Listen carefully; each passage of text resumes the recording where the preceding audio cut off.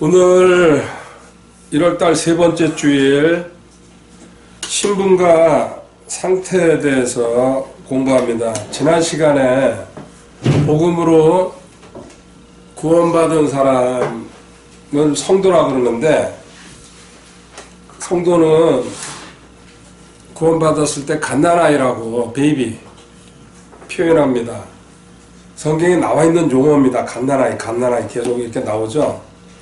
그래서 7단계로 성장해가지고 장성한 자, 나이 든 자까지 올라가는 것. 또 4단계도 있고 3단계도 또 나누고 여러 단계로 나눕니다. 근데 가장 이제 세분화시킨 게 7단계죠.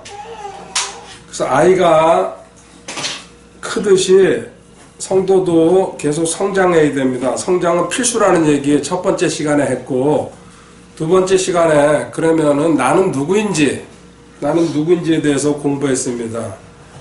하나님은 우리를 영과 혼과 몸으로 구성된 삼분법이라고 합니다.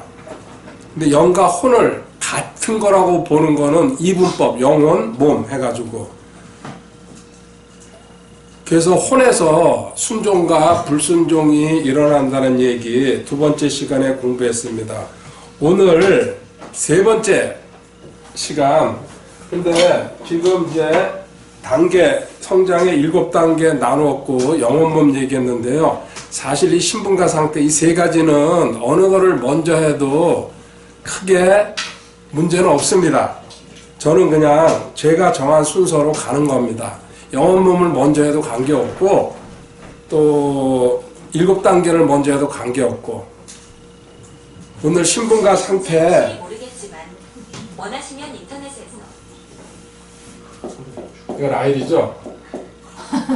큰 라일이. 전부 다 덮어 쓰는 거야, 라일이가. 자,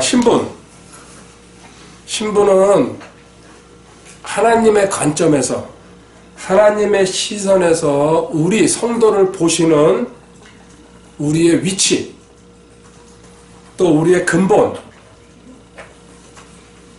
또 영어로는 포지션이라고 보통 이렇게 표현합니다. 하나님의 관점입니다. 그래서 이거는 다른 말로 이제 하나님의 관점이라는 게 핵심이고, 다른 말로 관계라고도 그럽니다. 릴레이션십. 하나님과 우리의 관계. 이거는 고정됐고 영원합니다.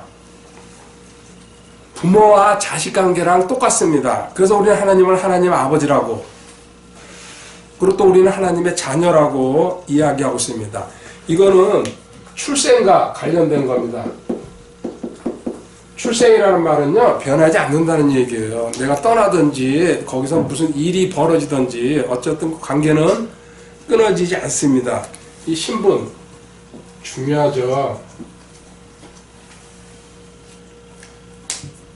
요한복음 15장 5절을 본문 구절로 삼겠습니다. 요한복음 15장 5절도 우리 신분에 관한 그 구절로 보면 됩니다. 요한복음 15장 5절, 나는 포도나무요 너희는 가지니라. 사람이 내 안에 거하고 내가 그 안에 거하면 바로 그 사람은 많은 열매를 맺나니 나 없이는 너희가 아무것도 할 수 없느니라. 아멘. 여기 포도나무와 가지라는 그 비유를 통해 가지고요, 사실이죠. 우리가 하나님과의 어떤 관계인지를 갖다가 보여주고 있습니다. 포도나무가 있고 가지로 붙어있는 상태.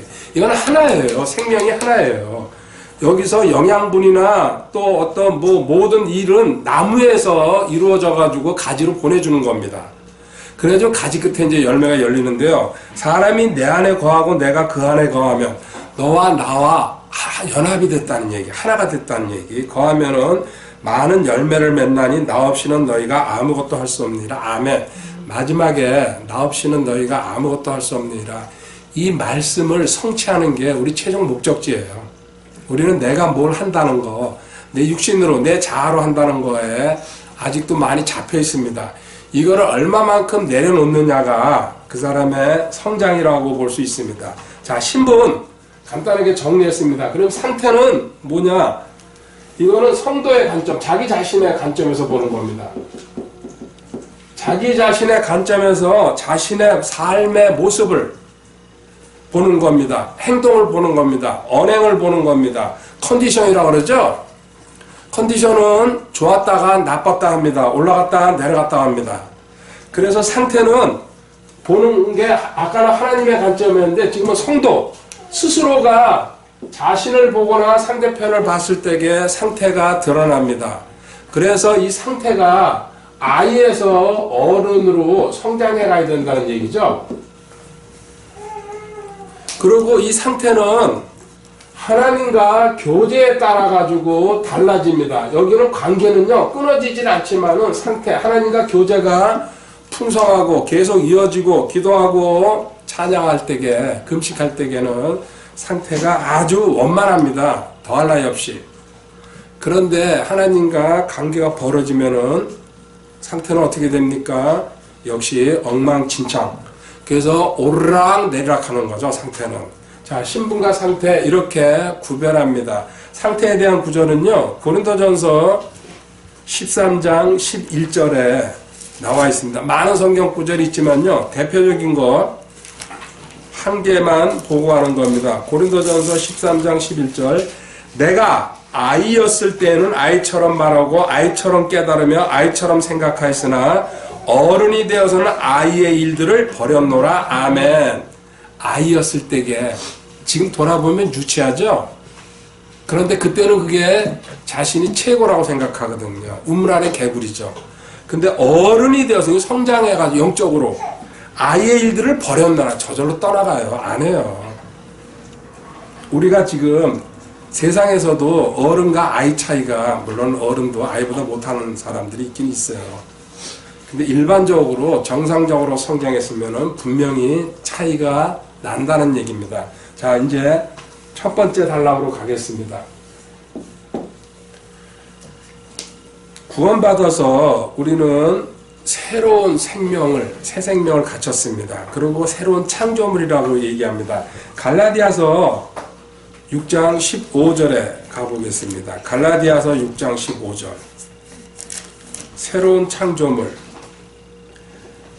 고린도후서 5장 17절이 가장 유명하죠. 그런데 매일 그 구절만 볼 수 없으니까 오늘은 조금 바꿨습니다. 그리스도 예수님 안에서는 할례나 무할례가 아무 효력이 없고 새로운 창조물만 있느니라. 아멘.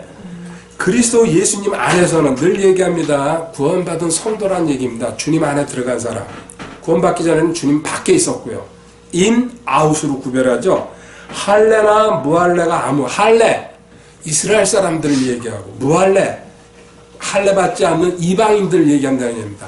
이스라엘 사람들이나 이방인들아, 다른 말은 세상의 모든 사람들 다 뭉쳐서 얘기하는 거죠. 아무 효력이 없고 이거는 아무 쓸데가 없고 구원받아가지고 복음으로 새로운 창조물, 새 창조물이 돼야 된다는 얘기입니다.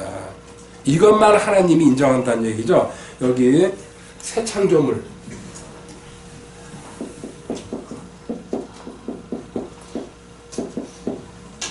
이 새 창조물은 두 가지로 얘기합니다. 완벽하고 뭐예요? 완전합니다. 완벽이라는 말은 골로새서 2장 10절에 나와 있고요. 완전하다는 말은 히브리서 10장 14절에 나와 있습니다. 완벽하고 완전한 존재로 새 창조물. 하나님이 만드신 거, 이 세상 모든 만물 중에 우리가 볼 때 부족한 거 있어요? 자기 자리에서 자기 일 다 하고 있어요. 꽃이요, 잡초들이요, 그 일 있어요. 할 일이 있기 때문에 하나님 잡초 만들어 놓은 거예요. 그렇죠? 단 하나도 버릴 게 없다는 얘기입니다. 그리고 우리가 지적할 수 없어요. 완전히 완벽해요, 그냥. 자기가 맡아야 될 일을 갖다가 그대로 끝내준다는 얘기죠. 근데 우리 성도, 하물며 하나님이 우리와 관계를 맺기 위해서 새로운 창조물을 만들었죠. 과거에 아담의 후손들 죄인으로 살다가 새 창조물로 바꿔놨습니다. 그때 하나님은 완벽하고 완전한 존재로 만들었다는 게 첫 번째입니다. 이게 믿어지면요, 그 다음 문제는 그대로 다 풀려가게 되어 있습니다. 이 완벽하고 완전한 존재를 갈라디아서 3장 27절에서는 이렇게 표현하고 있습니다. 갈라디아서 3장 27절에서는 너희 중에서 그리스도 안으로 또 나왔죠? 제가 지겹게 얘기합니다. 주님 안으로 그리스도 안에서 구원받은 사람, 그리스도 안에서 침례를 받은 자는 이거 두 가지입니다. 영적으로 침례 받아야 되고 또 이 물로 직접적으로 물에 들어갔다 나와야 됩니다. 이 침례 나올 때 두 가지 다 의미하고 있죠. 다 그리스도로 옷 입었느니라. 아멘. 그리스도로 옷 입었다는 얘기가 무슨 얘기입니까? 우리 대부분 지금은 이제 그렇게 크게 구별은 안 되는데요. 과거에는 우리나라에도요, 한 100년 전만 해도요, 양반과 상놈들 옷 달랐어요. 아시죠? 그리고 왕족의 옷이 다르고요. 그리고 또 양반 중에서도 상위층은 또 달랐어요. 비단 있고. 이런 식으로 옷이 신분을 나타낸다는 게 지금은 이제 고급 옷을 입고 싸구려를 입냐가지고 신분을 구별합니다. 그렇지만 사기꾼들이 더 많습니다. 고급 옷 입은 사람들. 그런데 당시에 로마 시대 때는요, 옷이 정확하게 신분을 나타내고 있다는 얘기입니다. 우리는 어떤 옷을 입었다고요? 그리스도로 옷 입었다. 내 신분의 상징, 겉에 지금 안 보이지만요, 너는 주님의 옷을 입었다는 얘기는요, 그런 경험이 있습니까? 어렸을 때 어른들 옷 입고 싶어. 그렇죠? 안 입어봤구나, 한 번도. 그거 입으면 괜히 어른 된 것 같잖아요. 큰 거 입고서. 그것처럼 우리는 주님이 입고 있는 옷을 너는 입었다. 주님과 연합됐다는 얘기. 영적으로 얘기하면요, 율법의 옷을 벗어던지고 넌 칭의의 옷을 입었다. 이제 그런 이제 내용을 담고 있는 거죠. 너는 완벽한 존재로서 하나님이 창조물을 만들었는데, 근데 옷은 그리스도의 옷을 입고 있다. 너는 그리스도랑 똑같은 존재다. 그런 얘기죠. 주님, 완전한 순종으로 하나님께서 연락했다 그럽니다. 기뻐 받으셨다는 뜻이죠. 주님 받으셨는데 우리는 받았을까요? 안 받았을까요? 우리도 당연히, 우리는 용납이라고 합니다. 당연히 받았다는 얘기입니다. 이게 우리 신분에 관한 얘기예요, 지금. 그래서 여기서 이제 결론이 이렇게 납니다. 이거를 오해하고 착각하고 잘못 생각하는 사람들이, 그러면 나는 내 마음대로 살아도 되겠구나. 왜? 항상 하나님이 나를 기뻐하신다고 그러고 용납하셨다 하니까. 이 사람 뭐예요? 바보 같은 생각하는 거죠. 그리고 헌신도 적당히 하려고 합니다. 잘못된 이제 개념이 들어가가지고. 진짜 이 신분에 대한 얘기를 확실히 알게 되면요, 내 신분이 어떻다는 거, 그리고 그리스도로 옷 입었다. 어떻게 됩니까? 감사하면서 하나님께 어떻게 하면 더 충성할 수 있을까? 그 합당한 삶을 살기 시작한다는 얘기입니다. 이제 예를 들겠습니다. EX 성경에 신약 성경에 나오는 많은 교회 중에서 가장 말썽 많은 교회가 어디입니까? 실질적으로 그렇죠. 고린도 교회죠. 고린도는 항구입니다. 항구 사는 사람들 제가 다 욕하는 건 아니지만요, 거기가 드세다고.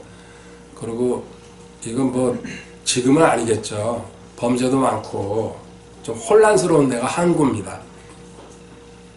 그 고린도 교회도 항구입니다. 그런데 그분들 바울이 세운 교회죠.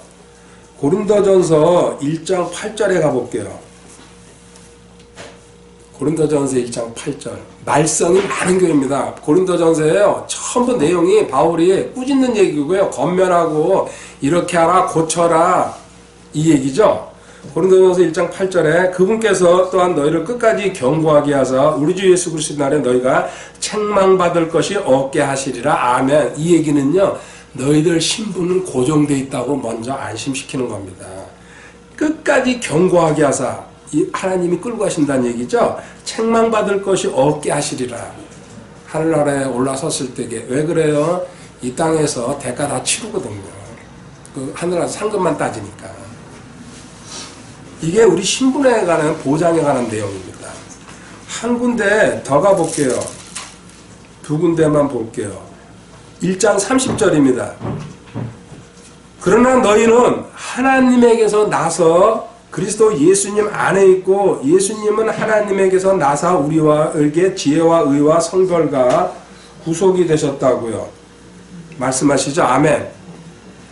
나서 하나님에 나서 이거 쉽게 얘기하면 뭡니까? 너는 태어나면서부터 하나님의 수저를 물고 태어났다. 다시 태어날 때게 예수님 수저를 물었다는 얘기예요. 이 나서 얘기가 너는 가족이다. 하나님과 한 가족이다. 뗄래야 뗄 수 없는 신분을 얻었고 위치고 관계를 얻었다. 너 출생으로 지금 이 얘기하고 있는 거예요. 그리고 지의성고 이것도 너 거다. 예수님께 하나님께 다 내 거라는 얘기입니다. 믿을 때게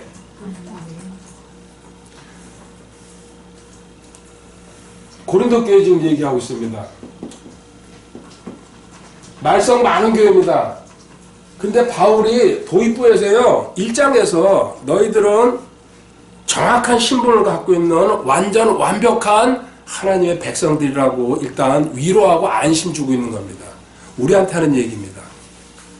이렇게 해가지고 12신분이 저희들은 정리를 했죠. 12신분을 얘기할 수 있는 약자 말고요. 그냥 쭉 이렇게. 자, 맨 처음에 성도, 그 다음 뭡니까? 의인, 하나님의 자녀, 빛의 자녀, 그 다음에요?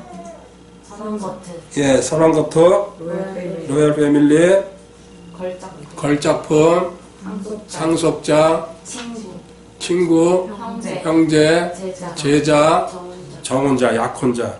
그렇죠. 12가지. 부정할 수 없는. 그리고 하나님이 그렇다고 아까 신분 그랬어요. 하나님의 관점에서 우리 그렇게 보고 있는 거예요.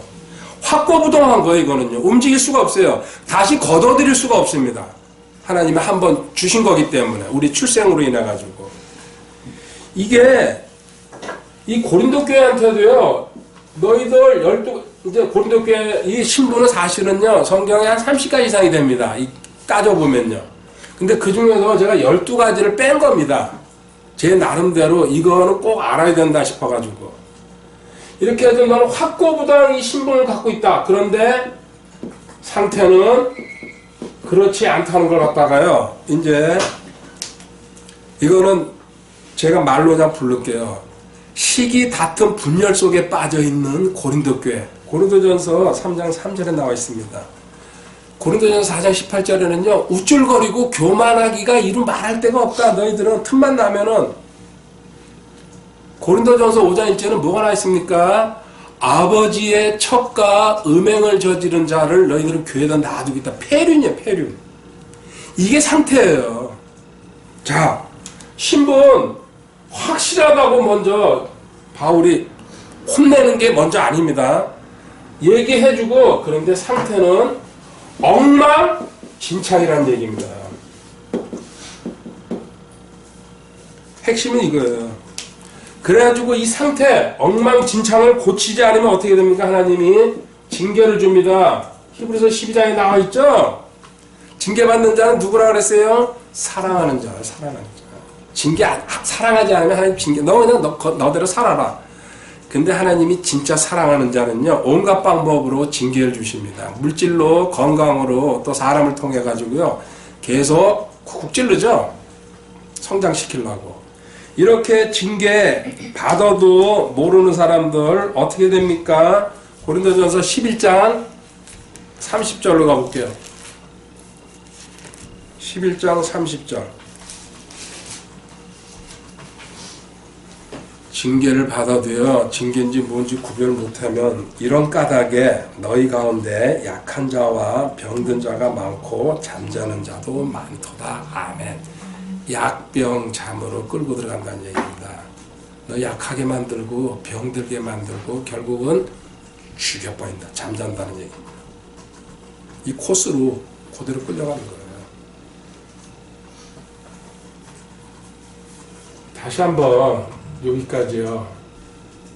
너 새로운 창조물로서 하나님께서 완전하고 완벽한 존재로 신분을 줬다. 왜? 하나님과 교제해야 되고 하나님과 관계를 맺어야 되고 하나님의 자녀니까요. 똑같이 완전 완벽하게 만들어놨다는 얘기예요. 그러니까는 주님이 머리고 우리가 몸이 되는 거예요. 지체. 어떻게 머리는 완전한데 몸이 불완전하거나 모자라면 이거 어떻게 같은 역할을 하겠습니까? 그렇죠?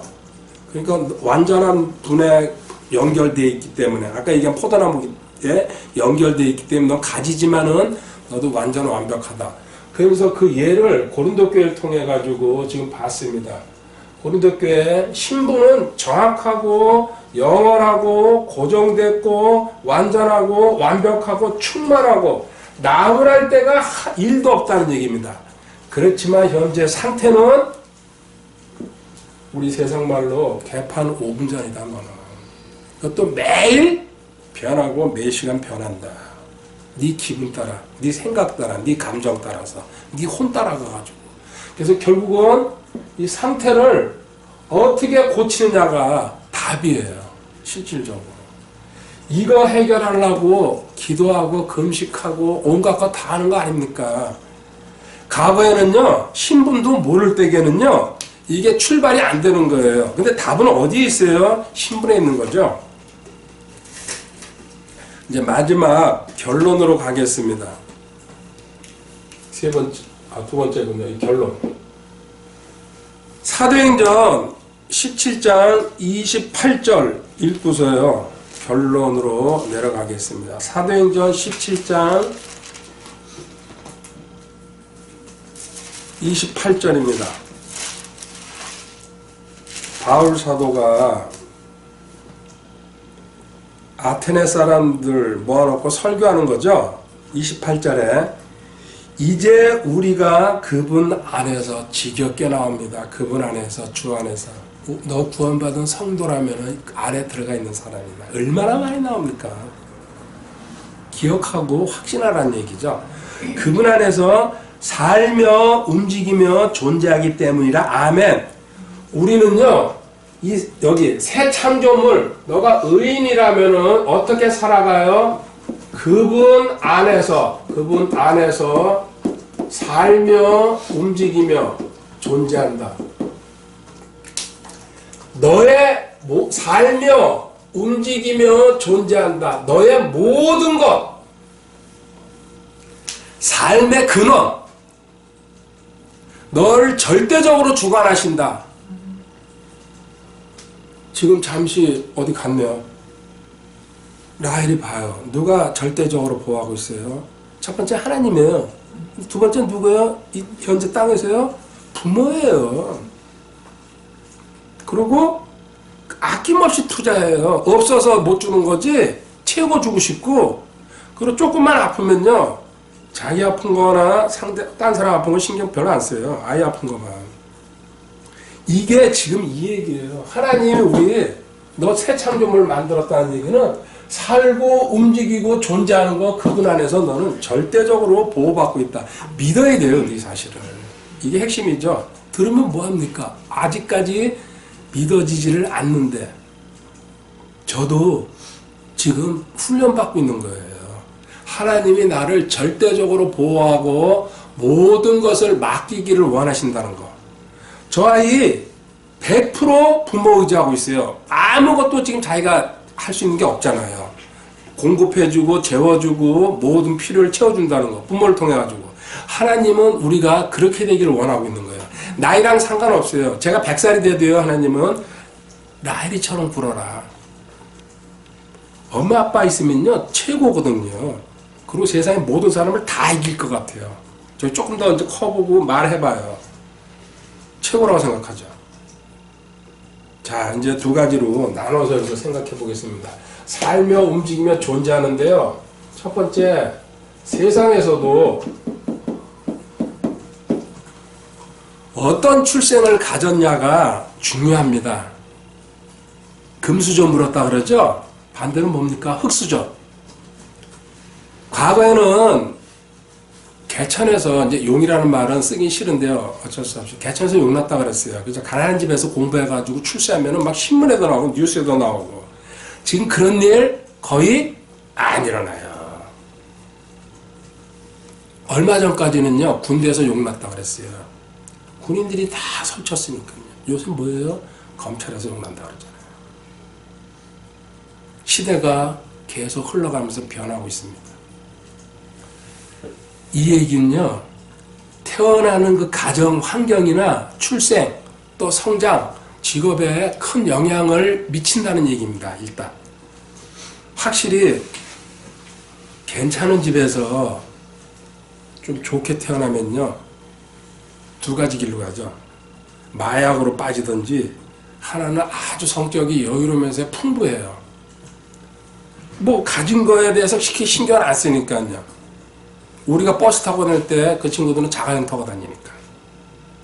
그래서 그렇게 쭉 잘 성장하면요, 성격이 여유롭다는 거 저도 많이 봤습니다. 저 왜 저럴까 그러니까요.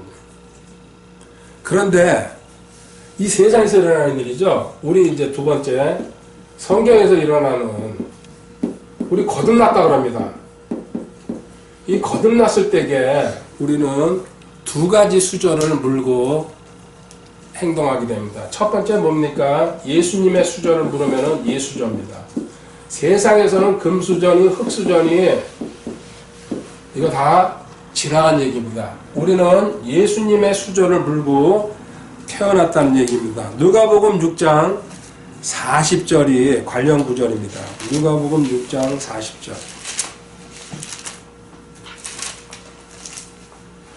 제자가 자기 스승보다 높지 못하나, 맞는 말이죠. 스승보다 높아지면요, 탈출해야 됩니다. 완전한 자마다 자기 스승과 같게 되리라. 아멘. 너가 성경의 진리를 배워가지고 완전한 자가 되면 자기 스승과 같게 되리라. 여기 스승 누구예요? 예수님이죠. 감히 예수님과 같다고는 못합니다. 그렇지만 근사치까지, 우리한테는 예수님은 창조주시고 하나님이세요. 근데 주님이 이렇게까지 우리 격려하고 있습니다. 너 완전 완벽한 존재로서 나와 같은 존재, 우린 제자니까요, 같은 존재가 될 수 있다고 지금 주님이 우리한테 격려하고 계시는 거예요. 이렇게 되려면 뭘 해야 돼요? 예수님 수저를 물었다는 거, 자신의 여기 신분, 다른 말로 위치도 하나 써놓읍시다. 위치, 포지션. 자신의 위치, 신분이 주님 안에 인 주님이라는 거, 이거 믿으라는 얘기입니다. 이게 핵심이에요. 이거 상태 신경 쓰지 말아라. 너가 이거 고치지 못한다. 일시적으로 잠시 스톱은 시킬 수 있어도 다시 또 리턴된다. 금방. 하루 갈지 이틀 갈지 모른다. 그런데 하나님은 이거 알고 계신다. 이거 신경 쓰게 하는 게 누구예요? 마귀다. 자, 너는 여기만 신경 써라. 내 가정이 빵빵하고 권력 있고 돈 있고 그러면요, 어디 밖에 나가서 다 떨어진 옷 입고 다녀도 겁나요? 안 나요? 안 나요. 배경이 있기 때문에. 근데 아무것도 없으면은 내가 꿀리잖아요. 누가 바깥 내려갈까봐 겁나고, 그죠? 돈 없는데. 있어봐요. 그냥 비서가 와서 계산하고 가고 이러는 판인데. 지금 저한테 하나님은 네 신분, 너 배경이 누구냐? 하나님이란 얘기예요. 근데 왜 잊고 사냐? 이렇게 하나님이 아까 말씀하셨죠? 살며 움직이며 존재하는 게 그분 안에서 너다. 그리고 이걸 절대적으로 믿을 때에, 그리고 또 주님은 모든 공급을 완성시켜 놨다는 얘기입니다. 다 이루었다 하실 때에. 우리가 기도한다고 줍니까? 아니에요. 창세전에 벌써 너 거 다 준비해 놨다. 하늘의 영적 복으로. 그래서 그거를 네가 신분을 믿고서 그걸 누릴 때에 하나님은 그거를 하나씩 하나씩 채워주신다는 얘기죠. 더 영적으로 얘기할게요. 너의 시선이, 우리는 항상 어디가 있어요? 여기 상태가 있다는 얘기예요. 그 상태를 보면요, 답답하고 한심하죠? 이거 끌려다니지 말아라, 무시해버려라, 그냥 완전히 그냥. 그리고 너 신분에 대해서, 위치에 대해서, 아, 하나님은 나를 완벽하고 완전하게 만드셨어. 지금은 비록 아니지만은 내가 볼 때, 그렇지만 하나님의 말씀은 난 믿을 거야. 이렇게 하고 계속 믿음으로 전진할 때에 하나님께서 너의 시선을 외부에서 이 상태에서 내부로 돌릴 때에 네 신분으로 돌릴 때에 하나님께서 너의 상태를 고쳐가신다는 얘기 결론이 지금 이 얘기예요. 상태를 네가 못 고치는데 이거 어떻게 고쳐요? 고치는 방법 없습니다. 제가 장담합니다. 어저께 쟁일 아침부터 저녁까지 글을 썼어요. 이 얘기 쓴 거예요. 근데 문제가 생겼죠. 자, 너 상태 변화시켜 보려고 지금까지 신앙생활하면서 발버둥 쳤지? 네 성격서부터 시작해가지고 너 행동하는 거 말하는 거 고쳐보려고 되냐? 안 된다. 해봐라. 그런데 신분을 믿으면은 네 상태가 서서히 변하면서 어떤 일이 일어나는 줄 아냐? 아, 하나님이 치유해 주시는구나. 물론 나도 병원 가고 약도 먹고 그렇지만 최종적인 결정권자는 하나님이시구나. 그리고 믿음이 성장하면 주체나고가 적용이 됩니다. 복대도도 적용이 되고. 그리고 내 안전도 조심해야 됩니다. 하나님이 절대 보호한다고 차가 막 달리는데 그 뛰어들어간다든지 미친 거죠. 그런 행동하라는 얘기 아닙니다. 하나님이 나를 절대적으로 안전하게 지켜주시는구나. 저도 사람이 게을러지더라고요. 코로나가 끝나니까 우리 집에 그 붙어있잖아요. 그죠? 문에. 요새는 며칠에 한 번씩 그거 봅니다. 들어가서 번쩍 생각이 나가지고. 그전에는 무조건 봤는데 야, 이러다가 코로나 또 터지면은 뛰지는 않고 있습니다. 그리고 네 필요, 너 승리하는 거 전부 다 하나님이 해주시는데 그 근본은 뭐란 얘기예요? 신분을 확신할 때게요. 왜? 너가 나를 하나님으로 인정하고 그 하나님과 관계를 맺고 있다는 것을 네가 확신할 때에 하나님은 너의 상태를 변화시킨다는 얘기입니다. 자, 그럼 두 번째, 이게 우리가 가야 될 길인데 이렇게 안 하는 사람들 뭡니까? 구원받았었는데도 이거 배우지 않고 모르니까요. 뭐예요? 마귀수저, 마수저 물고 있는 거예요. 마귀수저. 자신의 상태에 집중하는 사람, 신분에 대해서 무지하기 때문에, 믿음이 없기 때문에, 들었는데도 아직 믿음으로 가지 않았기 때문에, 그리고 다른 사람 말에 또 신경을 엄청 씁니다. 이런 사람들 주관이 없고 확신이 없다 보니까는, 성경에 대한 기준이 없다 보니까. 골로새서 3장 2절 한 군데 읽어볼게요. 이 상태에 집중하는 사람들한테요, 하나님이 권면하십니다. 골로새서 3장 2절에 위에 있는 것들에 너희의 애착을 두고 땅에 있는 것들에 두지 말라. 아멘. 뒤에 땅에 있는 것들, 상태에 신경 쓰는 사람들, 자기 자신한테. 이 사람들 뭡니까? 특징이 느낌, 겉모습, 그리고 타인의 시선, 거칠의 외양, 형식에 빠져서 사는 사람입니다. 뭔가 최고로 좋은 것만 가지려고 그러고 먹으려고 그러고 챙기려고 그럽니다. 이게 뭐예요? 속이 비어있기 때문에 그런 거죠. 허전하니까. 근데 속이 꽉 차 있으면, 신분이 확신한 걸 갖다 알고면요, 무얼 해도 상관이 없습니다. 하나님이 나와 함께 하신다는 자신감 때문에. 그리고 자기 중심적으로, 결국은 마수저 무슨 사람이냐? 자기 중심이죠. 모든 걸 생각합니다. 이 상태에 빠져 있기 때문에. 성장이나 섬김도 자기 힘으로 하려고요. 자기가 최선을 다합니다. 그리고 어떤 일에서든지 자기가 노력하고 채우려고, 자기 자원으로. 내가, 오해하지 마십시오. 내가 돈 벌어야 돼. 잘못된 사고방식이죠. 하나님이 해주시고 나는 거기 따라가기만 하면 돼. 이게 맞는 거예요. 예수님 수준 불었으면. doing이라고 제가 단어 한 단어로 표현하죠. 자기 스스로 모든 것을 자기가 해보려고. 이걸 근데 뭐라고 착각합니까? 하나님의 뜻이라고 착각하고 있는 거예요. 분별을 못하니까. 여기서 어떤 일이 생겨요? 이렇게 마귀의 수저를 물고 자기 자원, 자기 중심으로 움직여가는 사람들한테는요, 갈등과 염려와 실패가 계속 반복됩니다. 왜 그럴까요? 하나님이 고통 속으로 떨어뜨려 가지고요 다시 일으키려고요. 그렇지 않으면 그걸 안 버리니까 몇십 년 걸려서 오래 참으시면서 빼내십니다. 물론 몇 년 만에 빼내면 얼마나 좋겠습니까? 저도 30년 오고 있어서 어느 누구한테도 큰 소리 못 칩니다. 그리고요 항상 불안정한 상태입니다. 그리고 그 사람 앞에는 선택지가 항상 여러 개가 생깁니다. 하나님을 따라가자니 또 요게 울고, 요걸 따라가자니 또 조게 울고, 하나 둘 셋 넷 계속 자고 일어나면 또 다른 게 또 보이고, 누가 따와서 또 다른 소리 하고, 그러면 또 그게 옳은 것처럼 따라가게 되고. 이게 뭐예요? 두 마음을 갖고 있다는 얘기죠. 하나님 쪽으로 가야 된다. 하나님 쪽으로 가는 길은 어디 있어요? 성경이 있거든요. 그거는 공부 안 하고 쳐다보지 생각 안 하고 자기 생각에 빠져가지고요. 그리고 다른 사람 만나가지고 그 얘기 들어가지고 또 그 길로 가는 거예요. 이게 마귀의 수저를 물고 자기 자아 중심으로. 근데 이 사람은 이게 옳다고 믿고 있어요. 이 끝에는 뭐가 되는 겁니까? 훔치고 죽이고 멸망시키는 흠증멸로 마귀의 삼박자 코스. 그거 끌고 들어가는 거죠. 일로 가요. 흠증멸. 요한복음 10장 10절에 나와 있잖아요. 도적이 오는 것은 어느 쪽으로 가야 될지는요 믿음이에요. 믿음.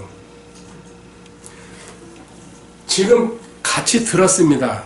적용하는 거는 이제 각자가 어떻게 믿음으로 적용하나가 문제인데, 이걸 전체를 하나의 결론으로요 다시 한번 포도나무 가지 이야기하겠습니다. 포도나무, 나는 포도나무에 그랬어요. 주님이시죠? 플러스 우리는 가지입니다. 성도죠? 하나님은 뭡니까? 농부죠?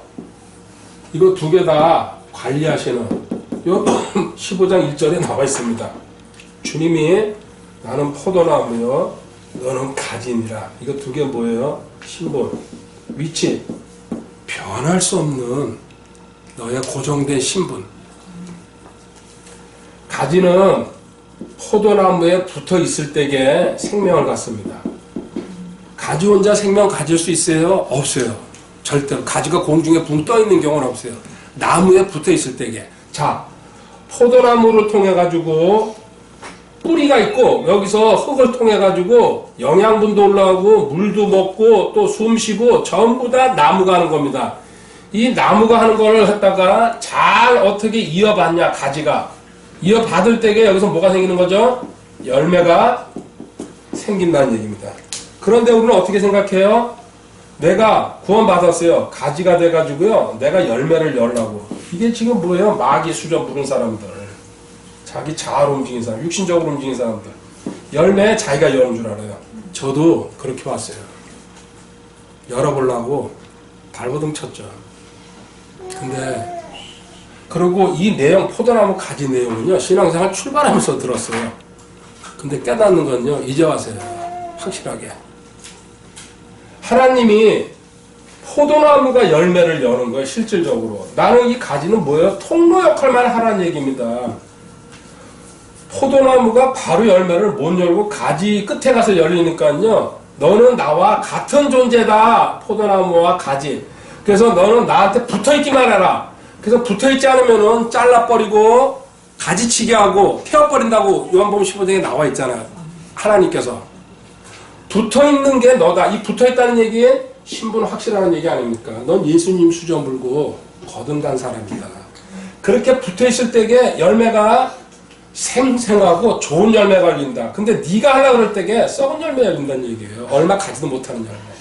그때 너는 이 상태가 계속 고쳐지는 거, 너한테 어떻게 물질 공급하고 어떻게 고쳐주고 어떻게 관계를 맺어가고 어떻게 사람들과 연관을 맺는지 하나님이 해주신다는 얘기예요. 이 상태 우리가 못한다는 얘기 다시 한번 강조합니다.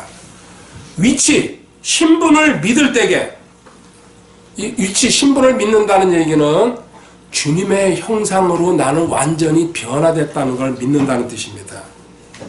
확실히 믿을 때에 믿는 것만큼 너는 뭘로 들어가요? 안식으로 들어가고. 그런데 들어도 아직 믿지 못하고 성장하지 못했을 때에는 너는 마귀의 꼬임으로 상태를 붙든다. 상태를 붙들었을 때에는 항상 네 마음이 두 마음, 세 마음, 네 마음으로 계속 갈래쳐 내려갈 거란 얘기입니다. 요한복음 15장 5절 한 번 더 읽고 끝내도록 하겠습니다. 요절 중에 요절이죠. 15장 1절부터 8절까지가 원래 안 보아야 될 구절이죠. 요한복음 15장 4절부터 4절 5절 읽읍시다. 내 안에 거하라 나도 너희 안에 거하리라. 가지가 포도나무 안에 거하지 아니하면 스스로 열매를 맺을 수 없는 것 같이 너희도 내 안에 거하지 않으면 더 이상 열매를 맺을 수 없느니라. 자 보세요. 제가 한 줄로 설명했잖아요. 가지가 열매 맺으려고 발버둥 치는 게 육신적인 삶이고 육신적인 신앙생활이다. 육신적인 그리스도인이라고 마귀의 수저를 묶고 자기 자아로 자기가 만들려고 그러고 자기 안에서 자원을 내가 공부 이만큼 했으니까 나는 힘이 이만큼 있으니까 나는 가문이 이러니까 이 자아 가지고 자기 자원으로 움직이려고 결국은 열매 썩은 열매 떨어지는 열매밖에 못 맺는다. 그런데 5절에 가봐요. 나는 포도나무여 너희는 가지니라. 사람이 내 안에 거하고 내가 그 안에 가면 너와 나 둘이 연합이 되면은 너와 신분을 확신하면은 나는 주님의 형상을 가진 완전하고 완벽한 존재라고 이렇게 바꿔 얘기할 수 있는 겁니다.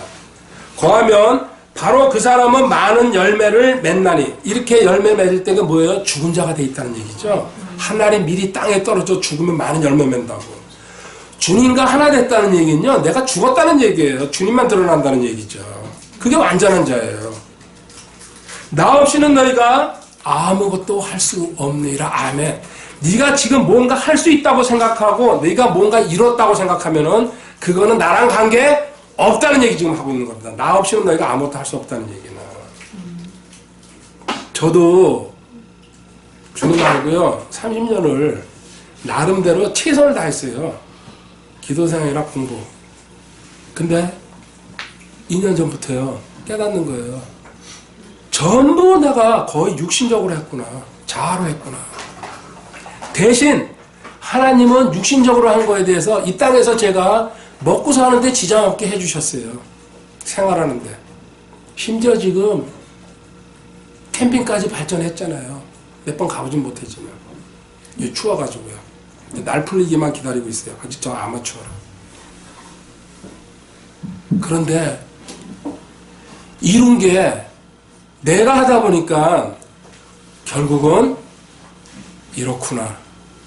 그러면 이제 하나님이 하십시오. 하나님이 하시려면 어떻게 해야 됩니까? 내 신분자 확신하겠습니다. 하나님 안에서 살고 움직이고 존재한다는 절대적인 믿음 주신 줄 믿고 오늘부터 주님 제 위치 고수하면서 상태는 모르겠습니다. 집어 뒤로 던져버리고 앞으로 전진하시기 바랍니다. 1월 29일 월요일. 지금 둘레 한 바퀴 돌고 있습니다. 좋네요. 완전히 개통했습니다. 한 바퀴. 자, 다리, 출렁다리. 1월달 마지막 주일이 됐네요. 곧 이제 또 2월달이 오네요. 언제 2024년도 시작했는지 벌써 한참 지나가고 있습니다. 쏜살같이 흐르는 시간, 우리가 타치 못할 그 분야죠. 하나님만 개입할 수 있는 시간입니다. 오늘 지금 교리 공부 중에서도 가장 핵심적인 거, 구원받고 거듭난 사람, 그때 갓난아이라고 합니다. 베이비. 무엇을 제일 먼저 공부해야 될지 이거는 각자 나름대로 본인이 정하면 되는 겁니다.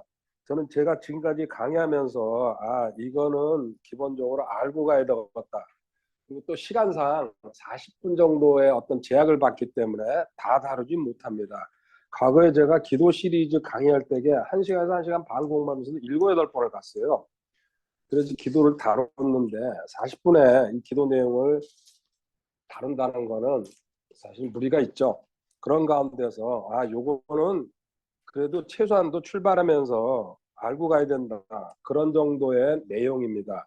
오늘 예레미야 33장 3절, 333이라고 그러죠. 보통 333 기도를 그걸 따가지고 이제 하는 경우도 있습니다.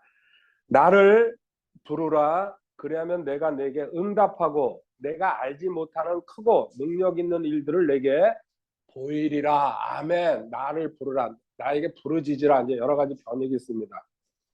그리고 부르라. 그 다음에 그리하면 내가 내게 응답하고 하나님의 응답이 옵니다. 그 사이에 조건이 있습니다. 이건 하나님이 성경 전체에다가 이렇게 터트려 놨습니다. 이 조건이 이제 여러 가지가 있는데 그 중에 오늘 가장 중요한 건 한 두 가지 정도 볼 겁니다. 큰 단락으로.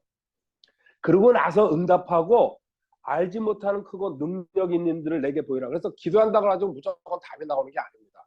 가운데 조건을 하나님이 지금 생략해 놨다는 얘기죠. 우리 기도는 여러 가지 이제 이야기를 하죠. 첫 번째, 기도하는 자세를 보면은 사실은 거의 특별한 의미를 두지 않고 기계적으로 반복하면서 주님 표현대로 중언부언이라고 합니다. 한 말 또 하고 또 하고 과거에 저도 그랬습니다. 불안하니까. 그리고 혹시 하나님이 못 들었을까 봐. 그리고 기억하지 못할까 봐. 그리고 또 한 길게 하면 10분 하면요. 할 얘기가 없어요. 진짜. 그 이상 잘하는 사람들, 말을 잘하는 사람들이에요. 저도 그때 이렇게 귀를 쫑긋하고 듣거든요. 기도원에서나 교회에서 옆자리에서 기도. 진짜 청산 유수처럼 술술술 나가는 사람들이 있어요. 야, 나는 어떻게 언제 저렇게 되지? 근데 나중에 그 성경을 보니까 마태복음 6장에 주님이 중언부언 반복해서 그러고 달라 계속 얘기하는 기도, 그거는 아니었구나. 주님이 이거는 X라고 합니다. 하나님은 한 번 말해도 알아듣고 그리고 말하지 않아도 내 생각과 내 모든 마음속에까지 다 계시는 분입니다. 우리 필요까지. 그런데 초기에는 기도 그렇게 해야 됩니다. 구하는 기도 해야 됩니다. 그렇다고 나는 입 딱 닫고 그러면은 오늘부터 그냥 가만히 있을 거야. 있어 보십시오. 뭐가 아무것도 안 나올 겁니다. 그런데 하나님이 원하시는 진짜 기도는 뭐냐? 이거 A. 두 번째, 진짜 기도는 너가 위험하거나, 저는 이제 절벽이라고 항상 표현합니다. 절벽 끝에 섰을 때에 여기서 많은 얘기 합니까? 살려주세요. 이 한마디면 끝납니다. 여기에 모든 걸 다 담고 있습니다. SOS라 그러죠? 주님, 제가 뭐 캠핑을 왔다가 지금 상황이 어려워져 가지고요. 이런 사태가 됐습니다. 어떻게 되면 이런 식으로 뭐 앞에다가 수사하니 이런 걸 붙일 필요가 없이 주님, 제가 지금 힘들어요. 지금 제가 거의 살지 못할 정도로 코너에 몰려 있습니다. 주님 살려주세요. 어떡합니까? 단발에 한마디로 기도할 수 있다는 얘기예요. 사실은 이게 진짜 기도라는 얘기예요. 이 얘기는 너가 기도할 때에 절박한 마음으로 필사적으로, 그리고 긴 얘기 필요 없다. 부닥쳐가라 그냥 하나님한테. 하나님은 전후좌우사정 다 알고 계신다는 얘기죠. 이게 저는 살아있는 기도라고, 저 역시도 이렇게 되고 싶어가지고 한마디로 하더라도 진심을 담아가지고 절박하게 하라는 소리죠. 자, 이게 기도의 출발입니다. 그 다음에 두 번째, 우리가 이제 지켜야 될 게, 요한복음 4장 24절에 하나님은 뭐예요? 영이시라고. 그래서 우리는 어떻게 그 경배드리고 예배드려야 됩니까? 하나님은 영이시니 그분께 경배하는 자들이 반드시 영과 진리로 그분께 경배할지니라. 아멘.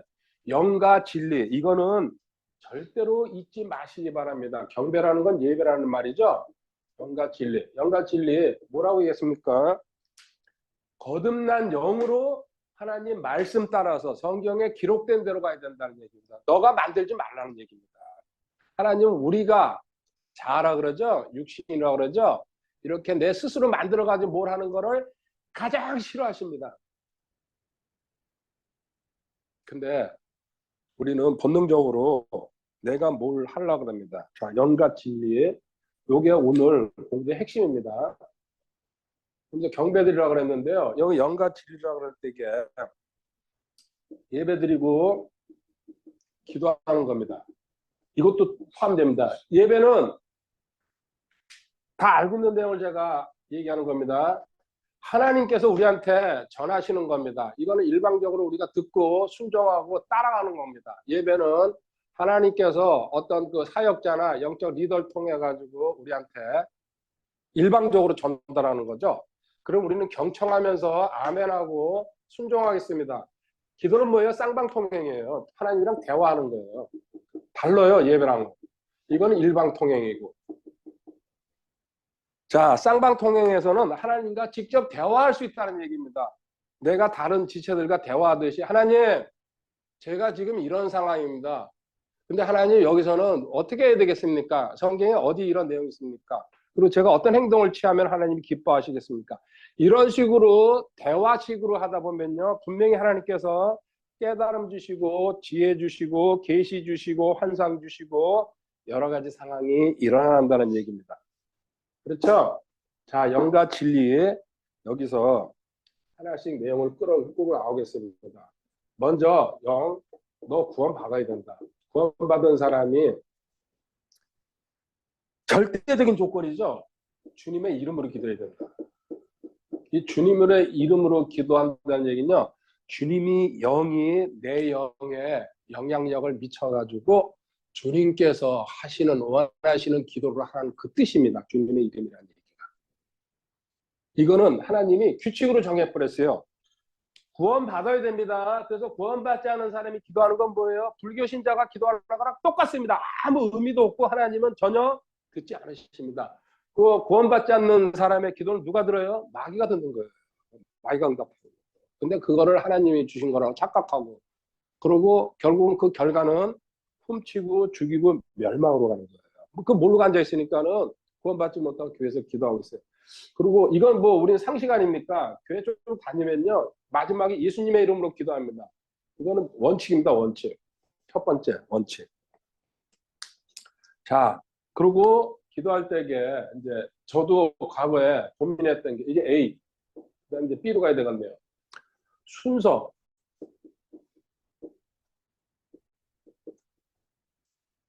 제일 먼저 찬양하는 겁니다. 찬양. 한 곡이라도 아니면 최소한도 기도 음악이라도 들고 하나님한테 모든 예배나 기도나 하여튼간에 가장 먼저 앞서야 될 게 찬양입니다. 한 구절만 보겠습니다. 시편 100편 4절 한 구절씩만 보겠습니다. 시편 100편은 5절입니다. 통째로 암송해야 될 그 시편이죠. 4절에 감사와 더불어 그분의 문에 들어가며 먼저 감사. 찬양과 더불어 그분의 뜰에 들어가며 그분께 감사하고 그분의 이름을 찬송하라. 아멘. 하나님한테 경배든지 예배든지 기도든지 하여튼간에 하나님한테 뭔가 하고 싶을 때에 찬양과 감사는 다음 이제 감사입니다. 찬양이 최우선이다. 찬양은 뭐예요? 무슨 뜻입니까? 하나님을 크게 높여드린다는 뜻입니다. 위대하신 하나님, 그죠? 전능하신 하나님. 이 세상에 이 우주에 둘도 없는 분. 그리고 나의 아버지 되시는 분. 그래서 첫 번째, 하나님은 이 하나님을 찬양하려면요, 뭘 알아야 돼요? 하나님의 속성을 공부해야 됩니다. 속성이 두 가지가 있죠. 절대적 속성과 상대적 속성. 절대적 속성은 하나님만 갖고 계시는 거. 상대적 속성은 우리한테도 나눠주신 거. 하나님의 속성을 공부해가지고 하나님이 어떤 분이신지 알면은 더 높은 찬양, 깊은 찬양이 나옵니다. 그래서 교리 공부하는 겁니다.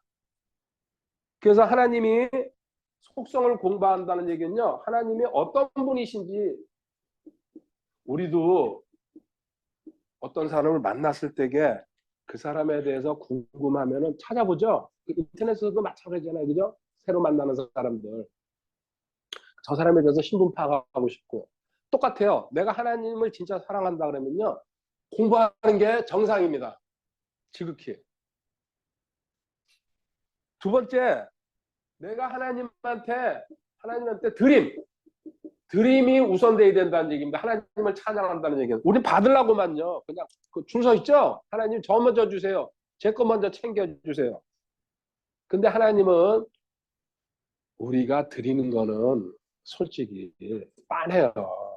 그래도 그 너 입술로 나를 찬양하면서 하나님 제가 무엇 해야 되겠습니까? 하나님 순종하겠습니다. 이렇게 드리라는 얘기입니다. 물질도 물론 드리면 더 좋고요. 또 드리는 게 우선입니다. 받는 것보다. 여기 반대로 써놔야죠. 받으려고만 발버둥 치지 말아라. 세 번째, 하나님의 기쁨을 추구하는 겁니다. 나의 기쁨이 아닙니다. 내 기쁨을 찾는 사람은 아직도 초보자 신앙에서 벗어나지 못하는 사람이죠. 하나님, 제가 어떻게 하면 하나님께 기쁨을 드리겠습니다. 이거 성경 구절이 다 있는 거를 제가 얘기하는 거예요. 그냥 구절만 지금 안 부르고 복잡하니까. 이 찬양에는 이런 뜻을 담고 있어야 된다는 얘기죠. 하나님을 높여드리는데, 높여드리려면은 너가 하나님이 어떤 분인지 깊이 할수록 더 어떤 네 마음속에서 확실하게 진정으로 나올 것이다. 두 번째, 내가 뭘 드려야지 하나님이 좋아하실까? 그리고 하나님의 기쁨이 어디 있는지 찾아가는 게 첫 번째 찬양입니다. 요새는 핸드폰 가지고 저도 핸드폰 그 찬양 틀어놓고 찬양하고 기도합니다. 거의. 그리고 어싱하거나 둘레길 걸을 때도 핸드폰으로 듣죠. 자, 찬양이 그 다음에 뭡니까? 감사합니다. 이건 아까 10편 100편 4절에도 나왔고요. 참고로 적어두세요. 10편 95편 2절. 자, 감사. 감사의 반대말은 뭘까요? 안 감사죠? 안 감사가 아니고 저는 배은망덕. 감사 찾으면은 이루 말로 할 수가 없습니다. 전부 감사합니다. 지금 현재 이 자리에 있는 것 자체, 움직이는 것 자체가 무슨 일이 일어날 줄 압니까? 그렇죠? 감사. 감사만 하다 끝나도 그거는 진짜 가장 훌륭한 기도입니다. 감사 말로는 많이 하죠. 예를 하나 볼게요. 누가복음 17장에 보면은 문둥병자 10명이 나병 환자라 그러나요? 주님을 만났습니다. 다 고쳐줬어요. 근데 진짜 돌아와서 감사한 사람은 몇 명입니까? 누가복음 17장 16절 17절에 나와 있습니다. 누가 제일 먼저 찾으면 한번 읽어보세요. 누가복음 17장 16절 17절.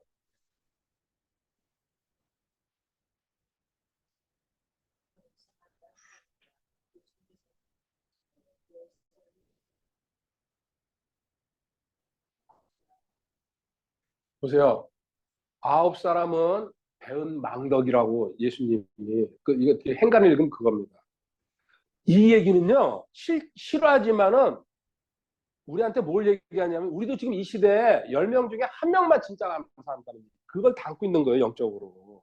9명은 입술로만 그때 은혜 받았으니까 감사하고 이 사람들은 어떻게 됩니까? 나중에 그 나병이 돌아올 확률이 큽니다. 어느 시간이 돼가지고요. 예를 들어 무슨 죄를 짓거나 큰 문제가 생겼을 때게. 그래서 그걸 다지기 위해서는 하나님 앞에 찬양 드리고 감사하고 엎드려야 됩니다. 그렇게 큰 은혜를 받았는데 이거 9명은 결국은 리턴될 확률이 크다는 얘기를 주님이 보여주고 계시는 거죠. 범사에 감사하라 그러는데 이렇게 큰 은혜를 받고. 자, 세 번째가 뭡니까? 자, 기도할 때게 자백하는 겁니다. 내 죄를 털어내는 거죠. 여기는 회개가 아니죠. 회개는 구원받을 때게 처음 하는 거죠. 이거는 한 번으로 끝나는 겁니다. 회개는 일회성입니다. 근데 자백은 수시로 시도 때도 없이 하는 거죠. 잠언 28장 13절입니다. 그때 죄 지었을 때게 바로 하고 또 기도할 때게 찬양하고 감사하고 그 다음에 자백으로 넘어가야 된다는 얘기죠. 잠언 28장 13절. 자기 죄들을 숨기는 자는 형통하지 못하려니와 누구든지 그것들을 자백하고 버리는 자는 긍휼을 얻으리라. 아멘. 주님의 긍휼은 불쌍하심이죠. 주님께서 은혜를 베푼다는 얘기입니다. 자, 죄 엄청난 거죠. 이거는 두 번 얘기 안 하겠습니다. 다시 여기 이 단락에서 다루기 때문에. 자, 벌써 3개. 기본적으로 내가 기도하려고 무릎 꿇거나 걸어가거나 이럴 때 하나님, 밖에서 있을 땐 찬양을 하기 그렇잖아요. 하나님, 제가 먼저 하나님을 높여드리고 찬양합니다. 말로 해도 됩니다. 그리고 하나님 이렇게 기도할 수 있는 시간 주셔서 참 감사합니다. 감사는요 찾으면 수백 개를 적을 수 있어요. 그 다음에 자백하라는 얘기입니다. 하나님, 제가 어저께도 또 오늘 아침에도 실수했습니다. 집에서 그렇고 사람들한테 그렇고 또 누구한테 구체적으로 이렇게 했습니다. 그렇게 자백하라는 얘기죠. 그 다음에 다른 사람을 위해서 기도하는 거죠. 뭐라고 얘기합니까? 중보라 그러죠. 타인 기도부터 먼저 해줘라. 이 순서로 내려가는 겁니다. 이거는 어디를 볼까요? 갈라디아서 6장 10절 볼게요. 한 구절만.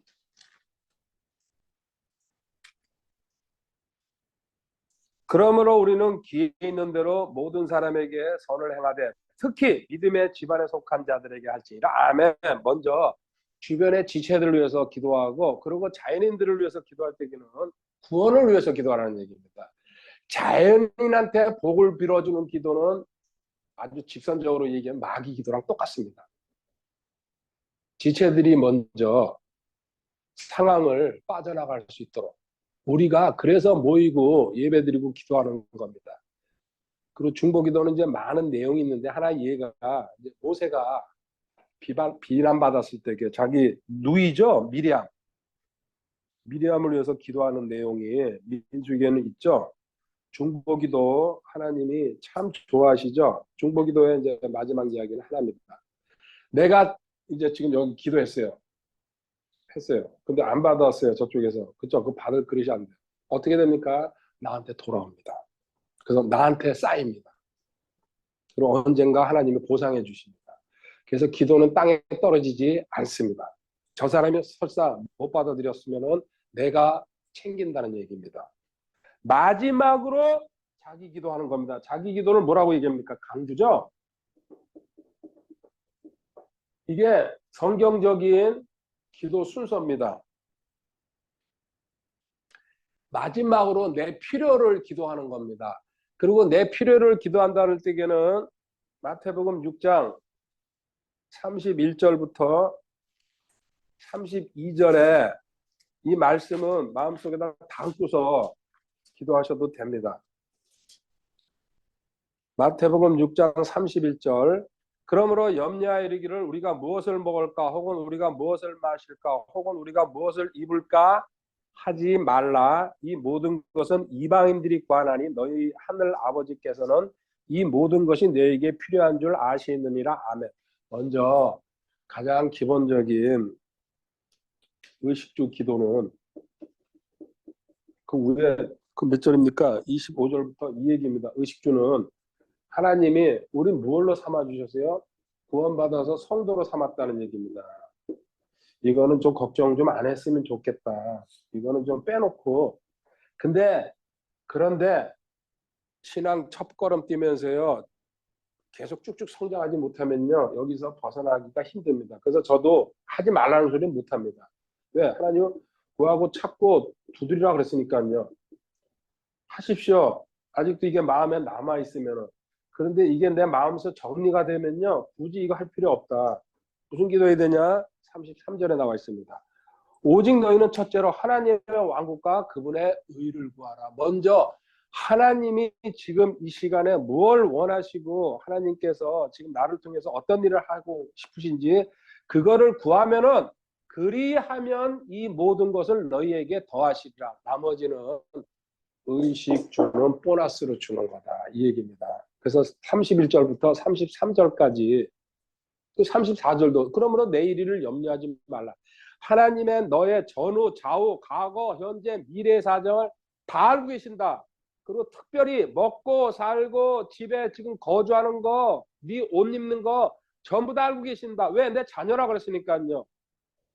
그리고 너는 의인이다. 성도다. 제자고 친구고 12가지 신분 있잖아요. 그 신분을 하나님이 주셨는데 신분을 주셨다는 얘기는 거기에 걸맞게 살 수 있도록 하나님이 해놨다는 얘기인데 단지 믿음이 없어서 그걸 못 따라가는 거죠. 그러니까 네가 성장해야 된다. 그래서 이 기도는 안 하는 게 좋고 먼저 내가 무슨 뜻을 갖고 있는지 찾을 때에 하나님께서 나머지 챙겨주신단다. 이게 믿음으로 들어오려면 상당한 시간이 흘러야 됩니다. 이 5가지 찬, 감, 자, 중, 감. 참감자는 중간에다 집어넣고 대표라 이제 저 과거에 이것도 몰랐을 때기도요. 저도 기도 굴에서 기도하면서 뭘 먼저 해야 될지 막 그냥 그런데 이거 딱 이렇게 정리하고 알고 나서는요. 아, 참감자 지금은 완전히 숙달돼 있죠.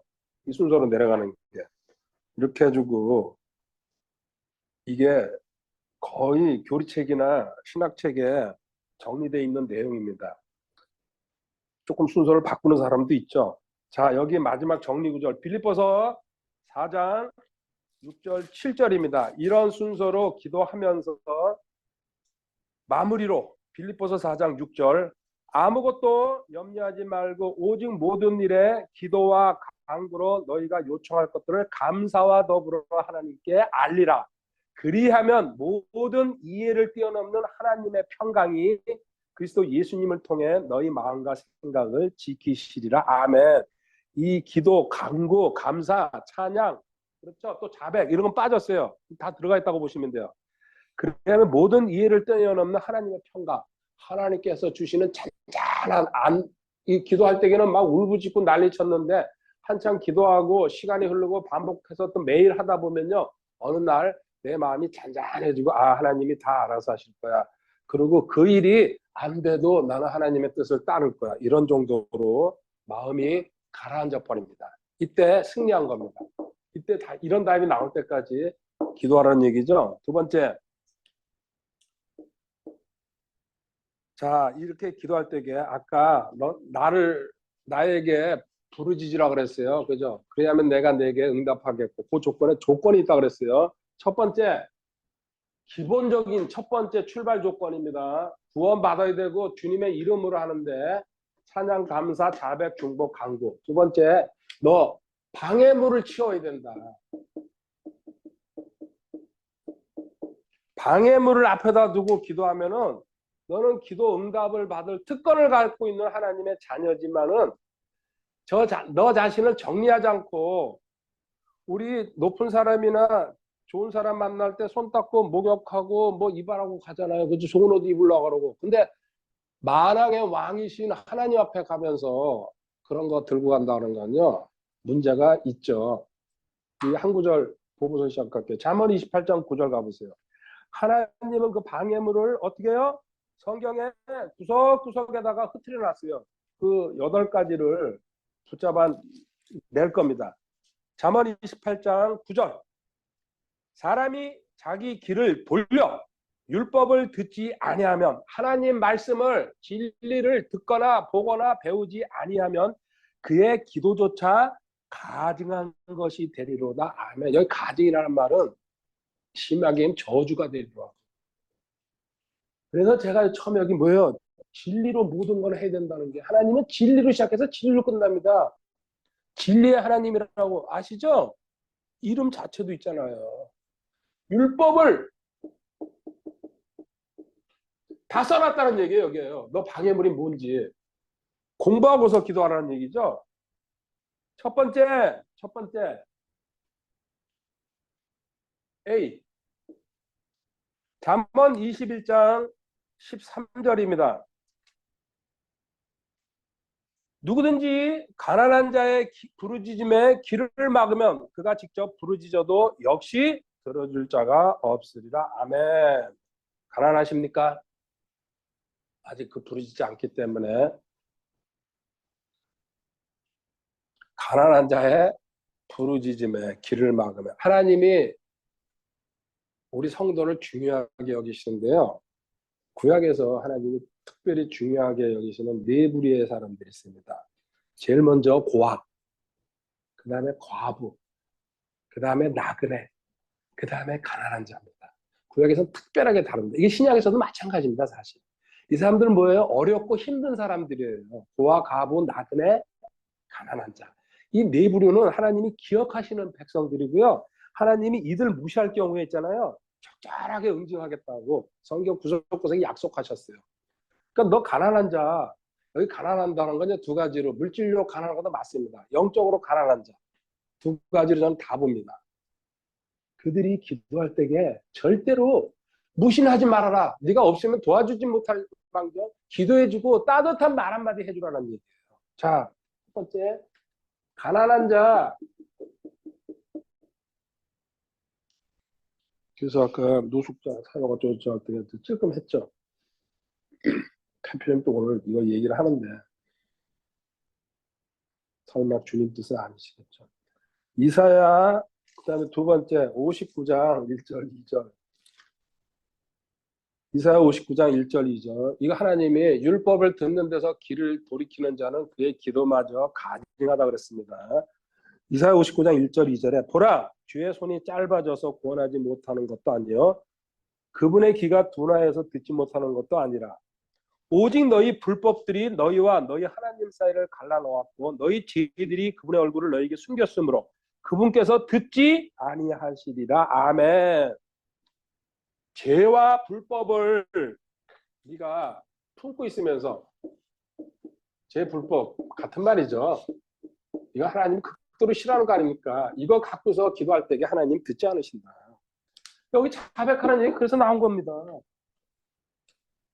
기억나는 거는 다 터뜨려라. 오픈하고. 하다못해 말이라도 하는 얘기입니다. 왜 죄를 안 터뜨립니까? 이 사람 아주 어둠에 갇혔다는 마귀 포로란 얘기예요. 그러니까 안 나오죠. 하나님은 다 알고 계시죠. 내 유머 생각까지도 상상까지도 아시는 분인데 터뜨려야 된다. 세 번째 에스겔서 14장 3절로 가겠습니다. 성경의 순서대로 제가 내려가는 겁니다. 기억하기 좋게 제가 기억하려고 쭉 순서대로. 에스겔서 14장 3절에 사람의 아들아 이 사람들이 자기 우상들을 자기 마음속에 세우며 자기 불법의 걸림돌을 자기 얼굴 앞에 두었으니 과연 그들이 내게 물을 수 있겠느냐. 아멘. 우상을 앞에 두고서 우상이 아니죠. 우상은 뭡니까? 어떤 사람에겐 돈이 될 수 있고 어떤 사람에겐 가족이 될 수 있고 어떤 사람은 명예, 또 어떤 사람은 권력, 어떤 사람은 또 자기 학벌, 어떤 사람은 지연, 뭐 이렇게 하여튼간에 하나님보다 항상 뭐 우리 가족 이것도 사실은 좋은 표현이 아닙니다. 우리나라 사람들이 이렇게 우리 가족 이렇게 쓰는데 저는 그래서 많이 피합니다.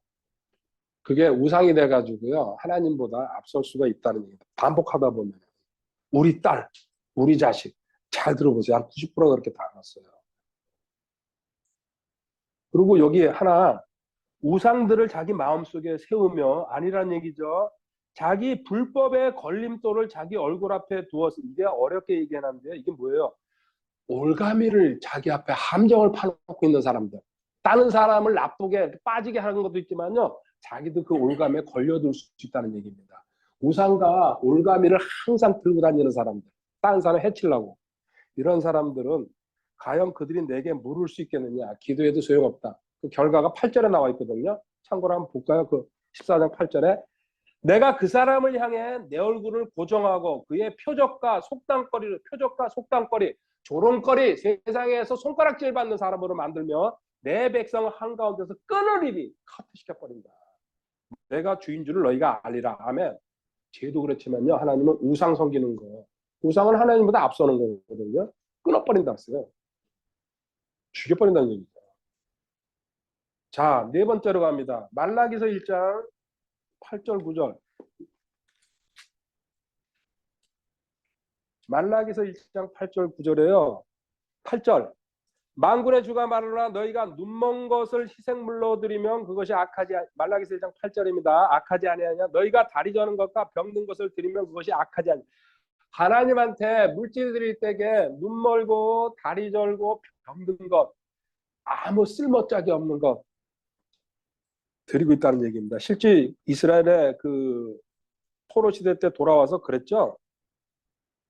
이제 그것을 내 총독에게 드려보라. 너 사람한테 한번 가져가 봐라. 그가 너를 기뻐하겠으면 내 외모를 용납하겠냐. 내 외모를 용납하겠냐. 너를 좋게 보겠느냐. 저런 썩을 놈 그럴 거 아닙니까. 9절에 만군의 주가 말하라. 이제 청하노니 우리에게 은혜를 베푸소서 하고 하나님께 간구하라. 이것이 너희 수단을 통해 지금까지 있어 왔나니 그가 너희 외모를 중시하겠느냐. 하나님 앞에도 너희들 지금 그런 거 들고 오고 있다. 이것이 이게 뭐야? 너희 수단을 통해 지금까지 너 의례적으로 아주 상습적으로 버릇처럼 그렇게 아무거나 들고 와가지고 하나님 내가 하나님한테 드렸으니까 하나님 제 말씀 들어주세요. 이런 식으로 거래하고 있다는 얘기지. 그가 너의 외모를 너의 그 모습을 받아들이겠냐. 디죠. 재물 드릴 때에 최선을 드리고 있는지 어떻게 드리라 그랬어요? 하나님은 점도 흠도 없는 거 한 마리씩 지나갈 때게요. 그 상처 있는 것도 안 됩니다. 하나님은 이스라엘에서 그렇게 드렸어요. 한 마리씩 집어넣으면서. 그런데 영적으로 썩어버리니까는 이런 거 들고 와가지고 하나님 앞에 드리고 있다는 겁니다. 이제 신약으로 넘어가겠습니다. 구약의 4개, 신약의 4개입니다. 마가복음 11장 25절 26절입니다. 마가복음 11장 25절 26절. 너희가 서서 기도할 때 누구를 대적하는 것이 너희에게거든 용서하라. 기도할 때에 용서하지 못한 사람이 있으면 용서부터 해야 된다는 얘기입니다. 이게 율법에 하나님이 보세요. 보석처럼 한 군데 한 군데 다 떨어뜨려 놨어요. 너 이거 찾아가도 공부하라는 얘기죠. 율법을 듣는 데서 길을 돌이키지 말고. 그래야 하늘에 계신 너희 아버지께서도 너희에게 너희 범법을 용서하시리라. 그러나 너희가 만일 용서하지 아니하면 하늘에 계신 너희 아버지께서도 너희 범법을 용서하지 아니하시리라. 아멘. 자, 5번째네요. 용서. 중요하죠? 미워함. 이거 하나님 용납하지 않는다.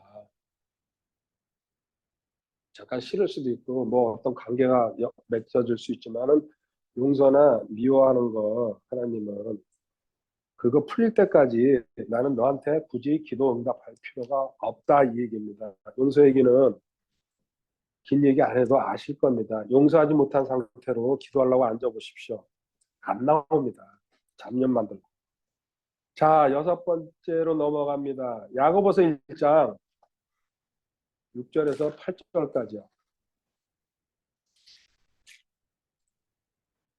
평소보다 이건 가지수를 좀 늘렸죠. 생략해서 몇 개만 할까 그러다가 그래도 딴 공부를 못해도 이거 기초에서 방해물 처리는 해야 되기 때문에 야고보서 1장 6절 그러나 그는 믿음으로 구하고 조금도 흔들리지 말지니라. 흔들리는 자는 마치 바람에 밀려 요동하는 바닷물결 같으니. 여기서 이 이야기는 의심하고 기도하지 말라는 얘기죠. 의심. 믿음. 그래서 믿음 반대말은 의심이라고 봐도 뭐 틀리지 않습니다. 믿음으로 구하고 조금도 흔들리지 말지니라. 한번 마음 정하고 기도했으면은 설사 이제 심하게 말하면요. 그것이 틀린 기도가 될 경우라도요. 밀고 들어가다 보면요. 결국 하나님께서 합력해서 선을 이루신다는 얘기입니다. 그래서 흔들리지 말라. 그래서 이게 흔들릴 적에 7절에 그 사람은 자기가 무엇을 주께 받을 줄로 생각하지 말라. 너 의심하고 출발하면 기도 자체가 잘못됐다. 답 안 나온다. 그리고 엉뚱한 답으로 마귀한테 끌려갈 것이다. 이거를 8절에 두 마음을 품은 사람은 자기의 모든 길에서 안정이 옵니다. 두 마음이라고 얘기하잖아요. 하나님 쪽에다가 마음을 걸쳐놓고 또 자기한테도 세상에다가 주변 사람한테 양다리 걸치고 있는 거죠. 하나님 답 안 주십니다. 자, F, G로 갈게요. 야고보서 4장 3절입니다. 너희가 구하여도 받지 못하면 그것을 너희의 정욕에 쓰려고 잘못 구하기 때문이다. 자, 정욕, 자기 욕심. 근데 우리는 아니라 그러죠? 그래서 달라달라 계속 기도한다는 얘기는 거의 한 90% 이상이 정욕입니다. 그리고 물론 거기 다 이유는 붙죠. 이것 때문이었습니다. 그렇지만 냉정하게 파고 들어가 보면은 아니죠. 하나님은 이런 기도도 들어주실 때가 있습니다. 이스라엘을 예를 들면요. 광야 생활하면서 쓸데없는 기도 많이 했거든요. 근데 하나님 답을 들어주셨어요. 성경의 예를 한 군데 한번 볼게요. 시편 106편 한번 가보세요. 이 정력으로 구하는 기도의 결과는 이렇게 됩니다. 이건 징계 기도죠. 시편 106편 13절, 14절에 그러나 그들은 그분께서 행하신 일들을 곧 잊어버리고 그분의 계획을 기다리지 않으며 광야에서 크게 탐욕을 부리고 사막에서 하나님을 시험하였다. 이스라엘 사람들 40년 동안 광야 생활하면서요. 온갖 말썽 다 부렸죠. 그러면서 또 끊임없이 하나님한테 기도했어요. 그런데 하나님 뭐라고 하십니까? 15절에 답이 이겁니다. 그분께서 그들이 요구한 것을 주시되 그들의 혼에게 야이게 하는 것을 보내셨도다. 아멘. 이 정욕적인 기도 답을 주시지만 혼을 야이게 한다는 얘기 무슨 얘기입니까? 약병자함으로 끌고 들어간다는 얘기예요. 혼이 야인다. 혼이 판단력을 없애버리고 감정 끓게 만들고 불안하게 만들고 염려. 약병자함. 이 정욕의 기도의 결과입니다. 그러니까는 지금부터로 저희 공부하는 이 얘기예요. 고치면 되는 거예요. 하나님은 내가 정욕적으로 기도하는지 진짜로 기도하는지 아까 얘기했잖아요. 하나님의 기쁨이 되고 하나님께 드릴 수 있고 하나님의 속성을 공부한 다음에 전체적으로 하나님이 뭘 원하시는지 그 기도를 해야 되는데 지금 보세요. 가난한 자 무시하고 죄 갖고 있고 우상 갖고 있고 또 재물 드리지 않고 그리고 또 마지못해서 아이들 껌값 주듯이 이런 식으로 그리고 용서하지 않고 싸움박질 해가지고요. 그리고 의심하면서 정욕에 쓰려고 이거 율법에서 길을 돌이키는 자 가증하다 그랬잖아요. 이거 아니다는 얘기잖아요. 구체적으로 하나님이 다 써놨잖아요. 마지막으로 이제 하나 남았습니다. 이 정욕적인 기도 혼을 야이게 한다는 거 잊지 마시기 바랍니다. 죽어요 결국은. 기도 응답 받고죠. 자, 베드로전서 3장 1절부터 먼저 6절까지 까지 아내들아 하면서 시작했습니다. 이게 내용은 보면 아실 겁니다.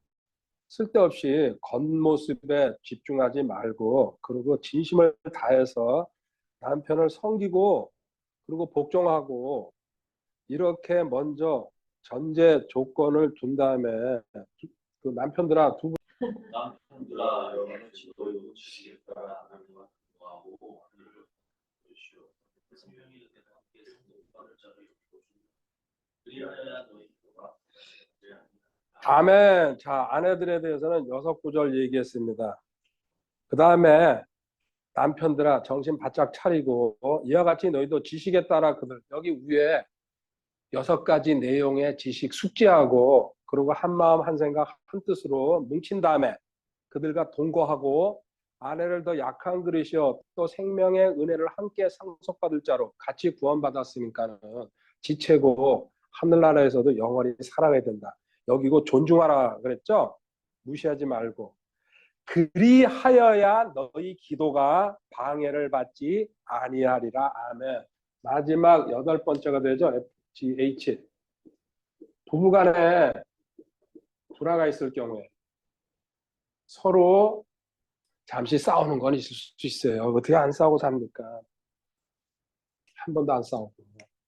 그렇지만 그게 서로 감정의 앙금으로 남아있으면 안 된다는 얘기예요. 누구 한쪽에서 지면은 근데 지면은 자꾸 버릇이 돼가지고 또 한쪽에서 계속 덤빌 수도 있어요. 그건 조절을 잘 하시기 바랍니다. 저도 이 부분은 큰 소리 못 쳐요. 말은 이렇게 하지만. 그래도 하나님은 신약의 마지막에다가 또 여기 다른 게 또 있을 거예요. 근데 저는 이거 8가지만 찾아내가지고 여기 핵심을 두고 있죠. 마지막에 부부 사이에 불화가 있을 경우에 기도는 뱅글뱅글 돌게 돼 있어요. 하나님 답 안 주세요. 문제 안 풀려요. 아무리 내가 전진하고 싶어도요. 이게 발목 딱 잡고 있어요. 마지막 하이라이트예요. 결혼 안 한 사람은 이 범위에서 벗어났겠죠. 근데 결혼한 사람들은요. 요거 다 해도 여기서 딱 걸려 넘어진다는 얘기예요. 왜 내 문제가 안 풀리는지, 왜 내 안에서 어떤 상황이 전개가 안 되는지 이거일 경우가 크고 그 다음에 저는 이거라고 생각합니다. 거꾸로 이제 올라가면 됩니다. 어떻게 하실지는 여러분들이 결정하시는 겁니다. 이제 응답받는 거는 3번째가 응답인데 이건 말로 빨리 하겠습니다. 요거에 대한 결론은 그래도 아무리 바빠도 보고 가야 되겠네요. 건너뛰려고 그랬더니 야고보서 5장 16절에 이렇게 이 8가지 율법에 명령한 조건을 너가 정리하고서 기도할 때에 하나님께서 이 기도를 뭐라고 합니까? 야고보서 5장 16절에 의인의 열렬한 기도라고 합니다. 야고보서 5장 16절. 너희의 잘못을 서로 고백하고 너희가 병 고침을 받다고 서로를 위해 기도하라. 그렇죠? 이건 이제 병자를 위한 기도. 근데 의로운 자의 효력 있고 뜨거운 기도는 많은 유익이 있느니라. 아멘. 이 사람을 하나님은 너는 하나님의 백성이고 그리고 방해물을 다 정리한 상태에서 효력 있고 뜨거운 기도를 할 수 있는 이때 많은 유익, 다른 사람한테도 유익을 끼치고 너도 응답받는다는 얘기입니다. 이거를 완전 무시 아니면 무지요. 공부 안 해요. 이러고 백날 첫날 기도원 가서 가가지고 몰랐어요. 기도해서 10년 동안 굴 속에서 기도하면서도 그냥 부르짖고 소리 지르는 거예요. 그냥 5시간, 6시간이고요. 다음 기도하고 눈물, 콧물 다 쏟으면서. 그래도 배운 건 많지만요. 나중에 한 세월 지난 다음에 이런 조건이 있다는 거 알았어요. 통탄했죠. 그 기도를 설교 그렇게 들었는데도 이런 얘기 안 하더라고요. 지나갔네요. 자, 응답 얘기 그냥 말로 그냥 하고 치울게요. 바로 응답 오는 게 있습니다. 하나님 기도하실 때. 성경에 많은 예가 있습니다. 그 중에 하나가 이제 베드로가 감옥에 갇혔을 때에 교회 사람들이 기도했어요. 그래서 감옥 빠져나오죠. 사도행전 12장에 있습니다. 베드로가 그 집 가서 문 두드리니까 뭐라 그래요? 그래서 여종이 들어가가지고 베드로 사도 나타났다 하니까 미쳤냐고 너가 지금 환상을 봤다고. 자기들이 기도해놓고 응답 왔는데 이게 우리예요. 직답이라고 그러죠. 바로 응답, 직답. 그 다음엔 두 번째 늦은 답이 있습니다. 우리가 원하지 않는 그 시간에 옵니다. 예를 들면은 주님이 사랑하는 나사로가 죽었을 때에 마리아와 마르다가 막 간절하게 우리 오빠가 지금 죽었어요. 가주세요. 그러니까 뭐라고 얘기해요? 안 갑니다. 더 이틀이나 늦추십니다. 결국 3일째 되는 날 가십니다. 완전히 죽은 다음에. 그래야지 살아나는 게 기적이란 거 알 테니까. 그래서 이렇게 답이 늦게 오는 경우가 있습니다. 지체된 응답, 늦은 응답. 세 번째, 다른 답을 주실 경우가 있습니다. 나는 A를 기도했는데 하나님이 B를 준다는 얘기입니다. 예를 들게요. 고린도서 12장에 바울이 제 몸에 있는 병을 하나님 고쳐주세요. 그러니까 하나님 뭐래요? 그 가시가 너한테 유익하다. 나는 안 고쳐준다. 이거 다른 답 나온 거 아닙니까? 바울 사도 정도가 기도했는데도 답을 안 주십니다. 바울의 가시 사건. 마지막 또 네 번째 한 5, 6가지는 넘어가는데요. 징계로 답을 주시는 경우가 있습니다. 기도를 했는데 이 예는요 히스기야 이야기입니다. 히스기야 기도해가지고 수명 얼마나 늘렸어요? 15년이죠. 벽 보고 기도해가지고. 그래서 저도 벽 보고 기도해가 15년 늘린다고 한 10번 해가지고 150년 늘려가지고 살면 괜찮겠다. 근데 어떤 일이 일어났어요? 히스기야는 그 은혜를 받았지만은 그러고 나서 그 왕하 읽어보면요 히스기야가 그 바벨론 사람들 사신이 왔을 때에 왕궁 그 다 여러 가지 다 보여주고 교만 떨었죠. 바벨론 사람들이 왜? 야 그때 쳐들어야 되겠구나. 결국은 바벨론 쳐들어오는 계기를 만들었어요. 그리고 그 아들 므낫세는 엉망진창으로 살았고 본인은 살아났지만 하나님께서는 이런 케이스가 많습니다. 이스라엘도 그렇고 왕 달라고 막 기도했는데 결국 왕 받은 다음에 사울 같은 엉망진창 왕이 오고 이런 식으로 징계로 하나님이 처리하시는 경우도 있습니다. 마지막 구절 보고 끝내도록 하겠습니다. 누가복음 18장 1절입니다. 기도할 때에 가장 필요한 자세 중에 하나죠. 누가복음 18장 1절. 사람들이 항상 기도하고 낙심하지 말아야 된다. 바로 어떤 응답이 안 왔다고 포기하지 말라. 그렇죠? 좌절하지 말라는 얘기죠. 할 것을 보여주시라고 그분께서 그들에게 비유를 말 어느 과부 얘기하는 거죠. 끈질기 가서 그냥 그 재판관 쪼르니까 재판관이 귀찮아가지고 답 준다. 하나님한테도 그런 자세로 나아가라는 얘기입니다. 항상 감사도 하지만 항상 기도하고 낙심하지 말아야 될 것. 그래서 걸어 다니거나 차 타고 다니거나 필요하면은 제일 필요한 게 뭡니까? 혼자 하는 기도죠. 성령님께서 하시는 기도. 그 기도하면은 좋다는 거는 해본 분들은 아실 겁니다. 오늘 기도에 대해서 할 얘기는 많지만은 그리고 성경 구절도 많이 봐야 되지만은 이 정도로 하겠습니다. 다음 시간에 또 다음 주제로 넘어가고요. 한마디만 제가 보태겠습니다. 이것도 성경에 나와 있고 이것도 나와 있는 겁니다. 근데 최종적인 기도는 여기 절벽에 섰을 때에 그 마음가짐으로 필사적으로 기도하는 게 저는 가장 아파봐요. 죽어가는데 하나님 뭐 어쩌고저쩌고 할 시간이 있어요. 하나님 살려주세요. 살려주면 제가 뭘 하겠습니다. 서원이라든지 결단하는 거죠.